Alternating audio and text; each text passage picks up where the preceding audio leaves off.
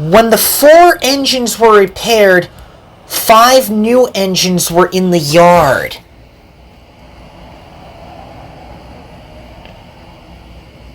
"I'm glad you made it," said Casey. "Feels good to do that," said Pam. "Takes a lot to be the best," said Karina. "I hope we're a new team," said Vernie. "And it's nice to meet you," said Lois. "I'm new too." "Nice to meet you," said Casey and all her friends. James pulled up with a load of beams. When he did, Diesel 10 pulled up. "Here's the new puffball," he said. We saw the freight cars. "Here I am to break these cars in half," he said. "Don't even think about shunting," said James. "I'm cynical." "I don't care about it," Diesel 10 said. "I do not care about that either," whined James, "'cause you're a big brat." Poisonous Darkstar was there. "I'll take him to get cut in half," she snickered, and she jolted forward and gave Diesel 10's tail cab a thunk. "Don't you dare lie to me," snapped James. "I'll get kidnapped," Diesel 10 said. And then, there you are to get split in half. Meanwhile, Katie was pulling her goods train to Oakwood. She was being really useful.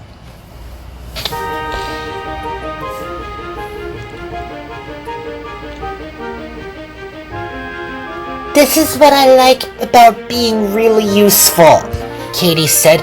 "Pulling freight cars is my thing." "Well, you spoke too soon," her driver said. Diesel 10 was in the path and he applied the brakes. But it was too late!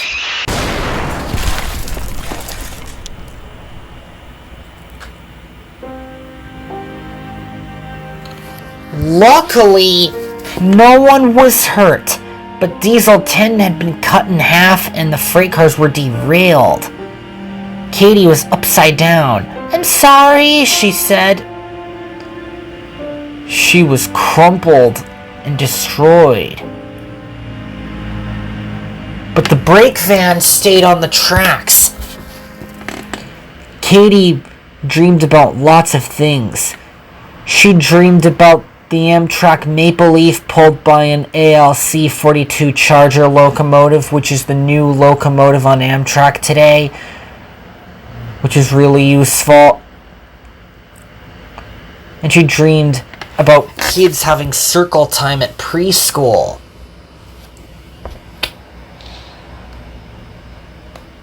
And Amtrak.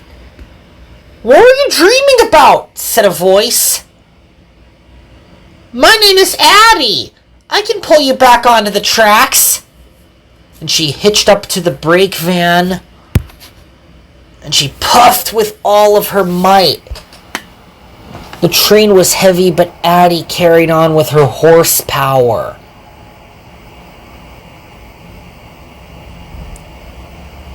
She strained and strained. "Mind my boiler," moaned Katie. "Steam locomotives don't operate in the same way modern locomotives do."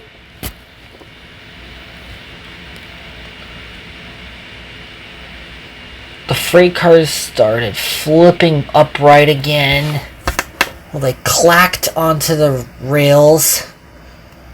And they started moving.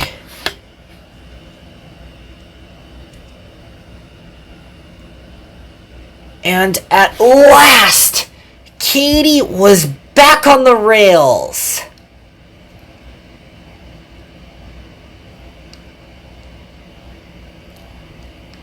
"Thank you, Addie," she said. "You are most welcome," she said. She was new and proud. And Diesel told Diesel 10 to be repaired. That night, the preschool Wheelers were asleep. It was peaceful and cozy in the sheds.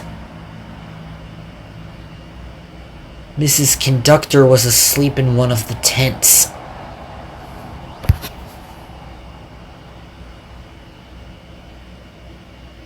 Then, Poisonous Dark Star pulled up. "Time to feast yourself," she said, and then she made tents explode with dynamite. And Mrs. Conductor was shocked. "Goodness me!" she gasped. "Oh my goodness!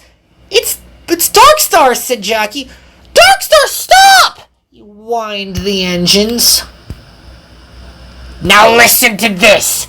Since you're gonna hate tomorrow, I have got a plan and you're not in it. You can't catch me," said Mrs. Conductor. And then she took off.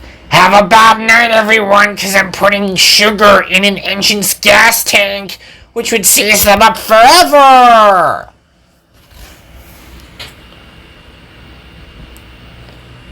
And she clattered backwards. And then the other engines went back to sleep and the tents were repaired.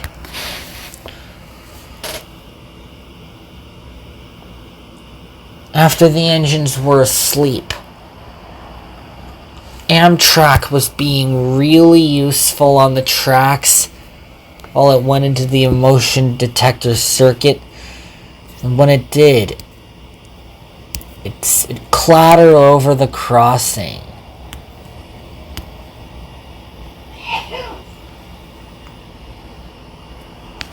The consist was long, but the train carried on cheerfully down the tracks.